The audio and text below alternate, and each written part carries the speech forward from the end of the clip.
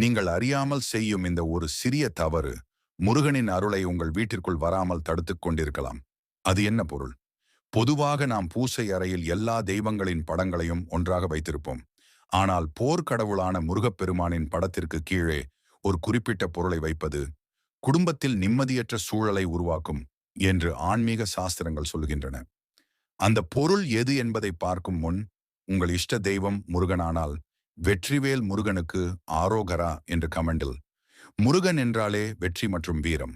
அவருடைய படத்திற்கு கீழே அல்லது மிக அருகாமையில் உடைந்த அல்லது துருப்பிடித்த இரும்பு பொருட்களை ஒருபோதும் வைக்கக்கூடாது. பலர் தெரியாமல் பழைய சாவிகள், கத்தரிக்கோல் அல்லது உடைந்த கைக்கடிகாரங்களை பூசை அறையின் அலமாரியில் வைத்திருப்பார்கள். கூர்மையான வேல் ஏந்திய முருகனின் அதிர்வுக்கு முன்னால் இத்தகைய எதிர்மறை ஆற்றல் கொண்ட பொருட்கள் இருப்பது வீட்டில் தேவையற்ற. சரி, எதை வைக்கக்கூடாது என்று பார்த்துவிட்டோம். எதை வைத்தால் அருள் பெருகும்?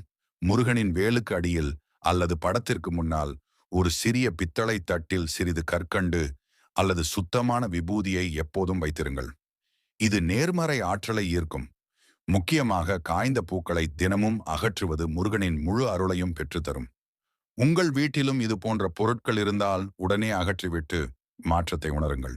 இந்த தகவல் உங்கள் நண்பர்களுக்கும் பயனுள்ளதாக இருக்கும் என நினைத்தால் அவர்களுக்கும் பகிருங்கள். ஷேர். மேலும் இது போன்ற ஆன்மீக ரகசியங்களுக்கு நமது சேனலை சப்ஸ்கிரைப் செய்து கொள்ளுங்கள். கந்தனுக்கு ஆரோகரா.